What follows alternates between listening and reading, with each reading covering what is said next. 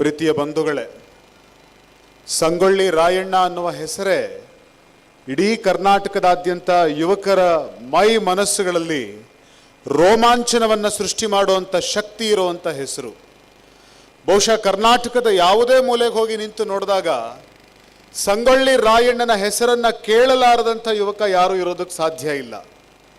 ಯಾಕೆ ಅಂತಂದರೆ ರಾಯಣ್ಣ ಅಂತ ಅಂದರೆ ಒಂದು ಕಿಚ್ಚು, ರಾಯಣ್ಣ ಅಂತ ಅಂದರೆ ಹೋರಾಟ, ರಾಯಣ್ಣ ಅಂತ ಅಂದರೆ ಸ್ವಾತಂತ್ರ್ಯ, ರಾಯಣ್ಣ ಅಂದರೆ ಸ್ವಾಭಿಮಾನ, ರಾಯಣ್ಣ ಅಂತ ಅಂದರೆ ದೇಶಭಕ್ತಿ, ರಾಯಣ್ಣ ಅಂತ ಅಂದರೆ ಸಂಘಟನೆ, ರಾಯಣ್ಣ ಅಂತ ಅಂದರೆ ಭಾರತ ದೇಶಕ್ಕೋಸ್ಕರ ಬ್ರಿಟಿಷರ ವಿರುದ್ಧ ಬಹುಶಃ ಈ ದೇಶದಲ್ಲಿ ಎದ್ದಂಥ ಅತ್ಯಂತ ಪ್ರಬಲವಾದಂಥ ಧ್ವನಿ.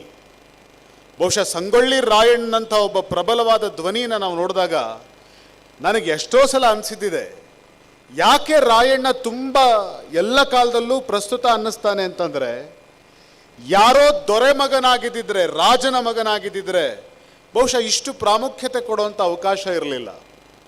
ಅಥವಾ ಯಾರೋ ಭಾಳ ದೊಡ್ಡ ಕೋಟ್ಯಾಧೀಶ್ವರನಾಗಿ ಅವನು ಆ ಹಂತಕ್ಕೆ ಬಂದಿದ್ರೆ, ಭಾಳ ಸಂಪತ್ತಿದ್ದು ಒಂದು ಸೇನೆಯನ್ನು ಕಟ್ಟಿದ್ರೆ ರಾಯಣ್ಣನನ್ನು ಈ ರಾಜ್ಯ ಮೆಚ್ಚಿಕೊಳ್ಳೋದ್ರಲ್ಲಿ ಬಹುಶಃ ಈ ಪ್ರಮಾಣದ ಅರ್ಥ ಇರಲಿಲ್ಲ.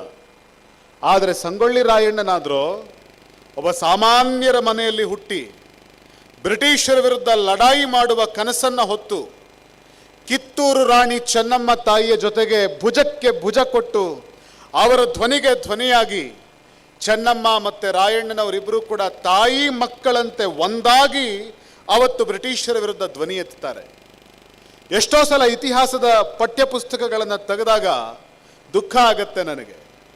1857ನೇ ಇಸ್ವಿಯ ಕ್ರಾಂತಿನೇ ಬ್ರಿಟಿಷರ ವಿರುದ್ಧ ನಡೆದಂಥ ಮೊದಲನೇ ಕ್ರಾಂತಿ ಅಂತ ನಮ್ಮ ಇತಿಹಾಸದ ಪುಸ್ತಕಗಳು ಹೇಳ್ತಾ ಇರಬೇಕಾದ್ರೆ 857 ಕ್ರಾಂತಿಯ ಕಲ್ಪನೆ ಹುಟ್ಟೋದಕ್ಕಿಂತ ಮುಂಚೆ ಆಗಲೇ ಇದೇ ಕಿತ್ತೂರಿನ ಅಥವಾ ಈ ಬೆಳಗಾವಿಯ ಗಂಡು ಮೆಟ್ಟಿದ ಭೂಮಿಯೊಳಗಡೆ ಒಬ್ಬ ಕಿತ್ತೂರಿನ ಚೆನ್ನಮ್ಮ, ಒಬ್ಬ ಸಂಗೊಳ್ಳಿಯ ರಾಯಣ್ಣ ಬ್ರಿಟಿಷರ ವಿರುದ್ಧ ರಣ ಕಹಳೆಯನ್ನು ಮೊಳಗಿಸಿ ಅವತ್ತು ಈ ನಾಡಿನೊಳಗಡೆ ಒಂದು ಕ್ರಾಂತಿ ಮಾಡಿದ್ದಾರೆ. ಎಂಥ ಅನ್ಯೋನ್ಯವಾದ ಸಂಬಂಧ, ಜಾತಿ, ಮತ, ಧರ್ಮ, ಪಂಥ ಎಲ್ಲವುದನ್ನು ಕೂಡ ಪಕ್ಕಕ್ಕಿಟ್ಟು ಅವರು ಒಂದಾಗಿ ದೇಶದ ಸ್ವಾತಂತ್ರ್ಯಕ್ಕೋಸ್ಕರ, ಈ ಚಳುವಳಿಗೋಸ್ಕರ ಬಡದಾಡ್ತಾರೆ. ಸಂಗೊಳ್ಳಿ ರಾಯಣ್ಣನ ಈ ಬಲಿದಾನ ಅಂತೂ, ಈ ಹೋರಾಟ ಅಂತೂ ಎಷ್ಟು ಅದ್ಭುತವಾಗಿದೆ ಅಂತಂದರೆ, ತಾಯಿ ಚೆನ್ನಮ್ಮ, ನಾನು ಯಾವಾಗಲಾದರೂ ಬಯಲಹೊಂಗಲಕ್ಕೆ ಹೋಗಿ ಆ ಚೆನ್ನಮ್ಮ ತಾಯಿಯವ್ರ ಸಮಾಧಿ ಮುಂದೆ ನಿಂತಾಗ ನಾನು ನೋಡ್ತೀನಿ, ಚೆನ್ನಮ್ಮ ತಾಯಿ ಯಾಕೆ ಪ್ರಾಣ ಕೊಟ್ಟರು ಅಂತ ಕೇಳಿದ್ರೆ ಇತಿಹಾಸ ಹೇಳುತ್ತೆ. ಏನು ಹೇಳುತ್ತೆ ಇತಿಹಾಸ ಅಂತಂದರೆ, ಚೆನ್ನಮ್ಮನಿಗೆ ಬ್ರಿಟಿಷರು ಒಂದು ಸುಳ್ಳು ಹೇಳ್ತಾರೆ. ಚೆನ್ನಮ್ಮ, ಯಾವ ರಾಯ ಬರ್ತಾನೆ, ಕಿತ್ತೂರಿನ ರಾಯ ಬರ್ತಾನೆ, ಸಂಗೊಳ್ಳಿಯ ರಾಯ ಬರ್ತಾನೆ, ಈ ಬ್ರಿಟಿಷರ ಯೂನಿಯನ್ ಜಾಕ್ ಧ್ವಜವನ್ನು ಹರಿದು ಬಿಸಾಡಿ ಆ ಜಾಗದಲ್ಲಿ ನಂದಿ ಧ್ವಜವನ್ನು ಹಾರಿಸ್ತಾನೆ ಅಂತ ಕನಸು ಕಾಣ್ತಾ ಕೂತಿದ್ಯೋ, ಆ ನಿನ್ನ ರಾಯಣ್ಣ ಬರಲ್ಲ, ಆ ರಾಯಣ್ಣನನ್ನು ನಾವು ಕೊಂದು ಬಿಟ್ವಿ ಅನ್ನೋ ಮಾತನ್ನು ಕೇಳಿದ ತಕ್ಷಣ ಚೆನ್ನಮ್ಮನಿಗೆ ಎಷ್ಟು ದುಃಖ ಆಯ್ತಂತೆ ಅಂದರೆ, ಯೋಚನೆ ಮಾಡಿ, ಚೆನ್ನಮ್ಮ ತಾಯಿಗೆ ಗಂಡ ಸತ್ತಾಗ ಕಣ್ಣೀರು ಹಾಕಲಿಲ್ಲ, ಆಕೆಯ ದತ್ತು ಮಗನನ್ನೇ ಕಳ್ಕೊಂಡಂಥ ಸಂದರ್ಭದಲ್ಲಿ ಆಕೆ ಕಣ್ಣೀರು ಹಾಕಲಿಲ್ಲ, ತನ್ನ ಜೊತೆಗಿದ್ದವರೇ ಮೋಸ ಮಾಡಿ ಯುದ್ಧದಲ್ಲಿ ಚೆನ್ನಮ್ಮ ಸೋತಾಗ ಚೆನ್ನಮ್ಮ ಕಣ್ಣೀರು ಹಾಕಲಿಲ್ಲ, ಚೆನ್ನಮ್ಮಾಜಿ ಅವತ್ತು ಜೈಲಲ್ಲಿ ಕೂತ್ಕೊಂಡ್ರು, ಜೈಲಲ್ಲಿ ಕೂತಾಗ ಚೆನ್ನಮ್ಮ ಕಣ್ಣೀರು ಹಾಕಲಿಲ್ಲ. ಆದರೆ ಸಂಗೊಳ್ಳಿ ರಾಯಣ್ಣ ಸತ್ತಾಗ ಚೆನ್ನಮ್ಮ ತಾಯಿ ಕಣ್ಣೀರು ಹಾಕ್ತಾರೆ, ಚೆನ್ನಮ್ಮ ಕಣ್ಣೀರು ಹಾಕ್ತಾರೆ. ಯಾಕೆ ಅಂದರೆ ಚೆನ್ನಮ್ಮ ತಾಯಿಯ ನಂಬಿಕೆ ಏನಾಗಿತ್ತು ಅಂತಂದರೆ, ನಂಬಿಕಸ್ಥ ಬಂಟ ರಾಯಣ್ಣ ಎಲ್ಲಿವರೆಗೂ ಹೊರಗಡೆ ಇರ್ತಾನೋ ಅಲ್ಲಿವರೆಗೂ ಕಿತ್ತೂರು ಬ್ರಿಟಿಷರ ಕೈ ವಶ ಆಗೋದಕ್ಕೆ ಬಿಡಲ್ಲ, ಮತ್ತೆ ಕಿತ್ತೂರು ನಮ್ಮ ಕೈ ಸೇರುತ್ತೆ, ಮತ್ತೆ ನಾವು ಸ್ವಾತಂತ್ರ್ಯದ ಕಿತ್ತೂರಿನ ಮೇಲೆ ನಡೆದಾಡ್ತೀವಿ ಅಂತ ಕನಸು ಕಂಡಂಥ ಚೆನ್ನಮ್ಮ ತಾಯಿಯ ಕನಸು ನುಚ್ಚು ನೂರಾಗಿತ್ತು. ಯಾಕೆ ಅಂತಂದರೆ, ರಾಯಣ್ಣ ಸತ್ತು ಹೋದ ಅನ್ನುವ ಸುಳ್ಳು ಕಥೆಯನ್ನು ಕೇಳಿ ಚೆನ್ನಮ್ಮನಿಗೆ ದುಃಖ ಆಯಿತು. ಬರೀ ಕಣ್ಣೀರು ಹಾಕಿದ್ದಲ್ಲ, ಚೆನ್ನಮ್ಮ ತಾಯಿ ಆಕೆಯ ಕೈಯಲ್ಲಿದ್ದಂಥ ವಜ್ರದ ಹರಳನ್ನು ನುಂಗಿ ಆತ್ಮಹತ್ಯೆ ಮಾಡಿಕೊಂಡ್ರು ಅಂತ ಕೂಡ ನಾವು ಇತಿಹಾಸದಲ್ಲಿ ಗಮನಿಸ್ತೀವಿ. ನಮ್ಮ ಡೊಳ್ಳಿನ ಪದ ಹಾಡುವರನ್ನ ಹಾಡ್ತಾರೆ. ಯೋಚನೆ ಮಾಡಿ ನೋಡಿ, ಒಬ್ಬ ರಾಯಣ್ಣ ಸತ್ತ ಅಂದರೆ ಯಾವ ಭೂಮಿ ಮೇಲೆ ರಾಯಣ್ಣ ಬದುಕಲ್ವೋ ಆ ಭೂಮಿ ಮೇಲೆ ನಾನೂ ಬದುಕಲ್ಲ ಅಂತ ಹೇಳಬೇಕಾದ್ರೆ ಆ ರಾಯಣ್ಣನ ಮೇಲೆ ಚೆನ್ನಮ್ಮನಿಗಿದ್ದಂಥ ಪ್ರೇಮ ಅದೆಂತಿರಬೇಕು, ಅದ್ಯಾವ ತಾಯಿ ಮಕ್ಕಳ ಪ್ರೇಮ ಅದಾಗಿರಬೇಕು. ಇಂಥ ಒಬ್ಬ ಸಂಗೊಳ್ಳಿ ರಾಯಣ್ಣ ಇವತ್ತು ಈ ನೆಲದಲ್ಲಿ ಹುಟ್ಟಿದ್ದಾನೆ. ಬಹುಶಃ ನನಗನ್ಸುತ್ತೆ ಇವತ್ತು ಜಾರಕಿಹೊಳಿ ಸಾಹೇಬರಿದ್ದಾರೆ, ನಾವೆಲ್ಲರೂ ಈ ನೆಲದ ಮೇಲೆ ನಿಂತ್ಕೊಂಡಿದ್ದೀವಿ. ನನಗನ್ನಿಸ್ತಾ ಇದೆ, ಯಾವ ನೆಲದ ಮೇಲೆ ರಾಯಣ್ಣ ಹುಟ್ಟಿದ್ನೋ ಆ ನೆಲದ ಮೇಲೆ ಇವತ್ತು ನಾವು ನಿಂತಿದ್ದೀವಿ ಅಂತ ಅಂದರೆ ನಾವು ಧನ್ಯತೆಯನ್ನು ಅನುಭವಿಸ್ಬೇಕು, ನಾವು ರೋಮಾಂಚನವನ್ನು ಅನುಭವಿಸ್ಬೇಕು. ಬ್ರಿಟಿಷರ ಸೂರ್ಯ ಮುಳುಗದ ಸಾಮ್ರಾಜ್ಯಕ್ಕೆ ಒಬ್ಬ ಸಾಮಾನ್ಯ ಸರ್ದಾರ ಅವತ್ತು 100 ವರ್ಷಗಳ ಹಿಂದೆ ಸವಾಲ್ ಹಾಕಿ ಕೈಯಲ್ಲಿ ಖಡ್ಗ ಹಿಡಿದು ದೊಡ್ಡ ಸೇನೆಯನ್ನು ಕಟ್ಟುವಂಥ ಪರಿಕಲ್ಪನೆ ಮಾಡ್ತಾನೆ. ಬಹುಶಃ ಭಾರತ ದೇಶದ ಇತಿಹಾಸವನ್ನು ನೀವೇನಾದರೂ ನೋಡಿದ್ರೆ ಗೆರಿಲ್ಲಾ ಮಾದರಿಯಲ್ಲಿ ಯುದ್ಧ ಮಾಡಿದಂಥ ಇಬ್ಬರು ನಾಯಕರಿದ್ದಾರೆ. ಒಬ್ಬರು ಶಿವಾಜಿ ಮಹಾರಾಜರು, ಅವರನ್ನು ಬಿಟ್ಟರೆ ಬ್ರಿಟಿಷರ ವಿರುದ್ಧ ಗೆರಿಲ್ಲಾ ಯುದ್ಧವನ್ನು ಪ್ರಯೋಗ ಮಾಡಿದಂಥ ಮೊಟ್ಟ ಮೊದಲ ವ್ಯಕ್ತಿ ಯಾರಾದರೂ ಇದ್ದರೆ ಅದು ಇದೇ ಸಂಗೊಳ್ಳಿ ರಾಯಣ್ಣ ಅನ್ನೋದನ್ನ ಕೂಡ ಅತ್ಯಂತ ಹೆಮ್ಮೆಯಿಂದ ಇತಿಹಾಸ ಸ್ಮರಿಸಿಕೊಳ್ಳುತ್ತೆ ರಾಯಣ್ಣನ ಬಗ್ಗೆ. ಅಂಥ ಅದ್ಭುತವಾದ ಹೋರಾಟಗಾರನಾಗಿದ್ದ ರಾಯಣ್ಣ ಎಷ್ಟೋ ಸಲ ಹೆಂಗೆ ದಿಕ್ಕು ತಪ್ಪಿಸ್ತಿದ್ದ ಅಂತಂದರೆ ಆತ ಅನಕ್ಷರಸ್ಥ.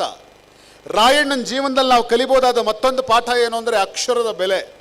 ಬ್ರಿಟಿಷರು ಹೆಂಗೆ ಹಿಡ್ಕೊಟ್ರು ರಾಯಣ್ಣನನ್ನು, ಹೆಂಗೆ ಹಿಡ್ದಾಕಿದ್ರು? ಇದೇ ಕೃಷ್ಣರಾವ್ ರಾಯಣ್ಣನಿಗೆ ಪತ್ರ ಬರ್ಕೊಡ್ತಾನೆ, ತಗೊಂಡೋಗು ಪೊಲೀಸರಿಗೆ ಕೊಟ್ಟು ಬಾ ಅಂತ. ಆದರೆ ಅವನೊಬ್ಬ ಪೋಸ್ಟ್ ಮ್ಯಾನ್ ಕೆಲಸ ಮಾಡುವಂಥ ವ್ಯಕ್ತಿ, ಪತ್ರದೊಳಗಡೆ ಏನಿದೆ ಅಂತ ಓದಕ್ಕೆ ಬರ್ತಿರ್ಲಿಲ್ಲ ಅವನಿಗೆ. ಆದರೆ ರಾಯಣ್ಣ ಹೋದ, ಪತ್ರ ಕೊಟ್ಟರೆ ಅವನನ್ನು ಹಿಡಿದು ಜೈಲೊಳಗಡೆ ಹಾಕಿದ್ರು. ಯಾವ ಹುಲಿನ ಹಿಡಿಯೋದಕ್ಕೆ ಯಾರೂ ಕೂಡ ಸಾಧ್ಯವೇ ಇರಲಿಲ್ವೋ ಅಂತ ಹುಲಿ ಪತ್ರನ ಕೈಯಲ್ಲಿ ಹಿಡ್ಕೊಂಡೋಗಿ ಬ್ರಿಟಿಷರಿಗೆ ಕೊಟ್ಟಿತ್ತು. ಆ ಪತ್ರದಲ್ಲಿ ಬರೆದಿತ್ತು ರಾಯಣ್ಣನನ್ನು ಒಳಗಾಕಿ ಅಂತ. ಯೋಚನೆ ಮಾಡಿ, ಸಂಗೊಳ್ಳಿ ರಾಯಣ್ಣ ಅವತ್ತು ಜೈಲಲ್ಲಿ ಕೂತ್ಕೊಳ್ಳೋದಕ್ಕೆ ಕಾರಣ ಆತ ಅನಕ್ಷರಸ್ಥನಾಗಿದ್ದು. ಬಹುಶಃ ನನಗನ್ಸುತ್ತೆ ಆತನಿಗೆ ಆ ಪತ್ರ ಓದೋ ಸಾಮರ್ಥ್ಯ ಇದ್ದಿದ್ದರೆ ತಿರುಗಿಸಿ ವಾಪಸ್ ಬಡಿತಾ ಇದ್ದ ಅವತ್ತು ಕೃಷ್ಣರಾವ್ಗೆ. ಅಂಥ ಸಂಗೊಳ್ಳಿ ರಾಯಣ್ಣ ಅವತ್ತು ಜೈಲಲ್ಲಿ ಕೂತ್ಕೊಳ್ಬೇಕಾಯ್ತು. ಇವತ್ತಿಗೂ 100 ವರ್ಷ ಕಳೆದ ಮೇಲೆ ಕೂಡ ಎಷ್ಟೋ ಜನಕ್ಕೆ ಈ ಅಕ್ಷರದ ಬೆಲೆನೇ ಅರ್ಥ ಆಗಲಿಲ್ಲ. ರಾಯಣ್ಣನ ಜೀವನದಿಂದ ನಾವು ಕಲಿಬೇಕಾದ ಪಾಠ ಈ ಅಕ್ಷರದ ಪಾಠ. ಆದರೆ ಅನಕ್ಷರಸ್ಥ ಅಥವಾ ಅವನು ಯಾವುದೋ ಶಾಲೆಗೆ ಹೋಗಿಲ್ಲದೆ ಇರುವಂಥ ಮನುಷ್ಯ ಆದರೂ ಒಂದು ಸ್ಟ್ರಾಟಜಿ ಹೆಂಗಿತ್ತು ಅಂತಂದರೆ, ಖಾನಾಪುರದ ಕಡೆಗೆ ರಾಯಣ್ಣ ಬರ್ತಿದ್ದಾನೆ ಅಂತ ಅವನೇ ಸುಳ್ಳು ಸುದ್ದಿ ಹಬ್ಬಿಸ್ತಾ ಇದ್ದ.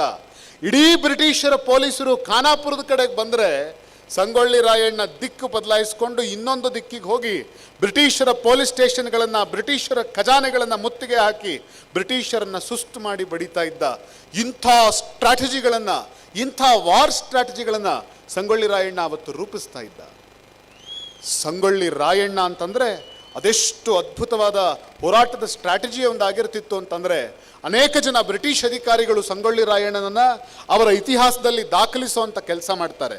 ನಾನು ತುಂಬ ವಿಸ್ತೃತವಾಗಿ ಈ ವಿಚಾರಗಳಿಗೆ ಹೋಗಲ್ಲ. ಆದರೆ ನನಗನ್ಸುತ್ತೆ ಸಂಗೊಳ್ಳಿ ರಾಯಣ್ಣ ಬರೀ ಸ್ವಾತಂತ್ರ್ಯದ ಹೋರಾಟ ಮಾಡಿದ್ದಿದ್ರೆ ರಾಯಣ್ಣನನ್ನು ನಾವಿಷ್ಟು ನೆಚ್ಕೊಳ್ಳುವಂಥ ಅವಶ್ಯಕತೆಯೂ ಇರಲಿಲ್ಲ. ಕೇವಲ ಸ್ವಾತಂತ್ರ್ಯದ ಹೋರಾಟ ಅಲ್ಲ, ಸಂಗೊಳ್ಳಿ ರಾಯಣ್ಣ ಅಶಕ್ತರಿಗೆ ಶಕ್ತಿ ತುಂಬುವಂಥ ಕೆಲಸ ಮಾಡಿದ್ದ.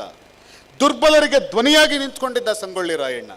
ಅದೆಂಥ ಗಟ್ಟಿ ಧ್ವನಿ ರಾಯಣ್ಣಂದು ಅಂತಂದರೆ, ಮೌಢ್ಯಗಳನ್ನು ಕೂಡ ಧಿಕ್ಕರಿಸುವಂಥ ಧ್ವನಿ ಸಂಗೊಳ್ಳಿ ರಾಯಣ್ಣಂದಾಗಿತ್ತು.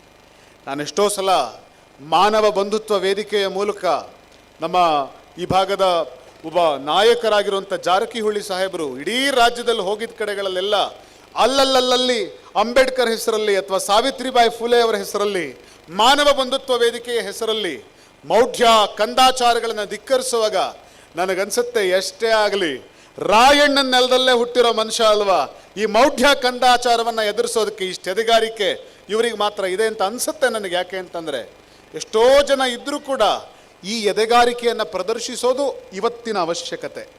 ಅವತ್ತು ರಾಯಣ್ಣ ಬದುಕಿದ್ದ ನಿಜ. ಆ ರಾಯಣ್ಣನ ಆದರ್ಶವನ್ನು ಇವತ್ತಿಗೂ ತಗೊಂಡು ಹೋಗಬೇಕಿರೋದು ಪ್ರತಿಯೊಬ್ಬ ಯುವಕನ ಒಂದು ಆದ್ಯ ಕರ್ತವ್ಯ. ಯಾಕೆ ಸರ್ಕಾರ ಇಷ್ಟೊಂದು ಹಣ ಖರ್ಚು ಮಾಡ್ತಿದೆ? ಯಾಕೆ ಸರ್ಕಾರ ಇಂತಿಂಥ ದೊಡ್ಡ ಉತ್ಸವಗಳನ್ನು ಮಾಡ್ತಾ ಇದೆ? ಯಾವತ್ತೋ ಬದುಕಿದ್ದಂಥ ಅಮಟೂರು ಬಾಳಪ್ಪ, ಯಾವತ್ತೋ ಇದ್ದಂಥ ಕಿತ್ತೂರು ರಾಣಿ ಚೆನ್ನಮ್ಮ, ಯಾವತ್ತೋ ಇದ್ದಂಥ ಸಂಗೊಳ್ಳಿ ರಾಯಣ್ಣ ಇವತ್ತಿಗೂ ಯಾಕೆ ಸ್ಮರಣೆ ನಾವು ಮಾಡೋದಕ್ಕೋಸ್ಕರ ಇಷ್ಟೆಲ್ಲ ಸರ್ಕಾರ ಮಾಡ್ತಿದೆ ಅಂತಂದರೆ, ಅವರು ಈ ದೇಶದ ಅಸ್ತಿತ್ವಕ್ಕಾಗಿ ದುಡಿದವರು.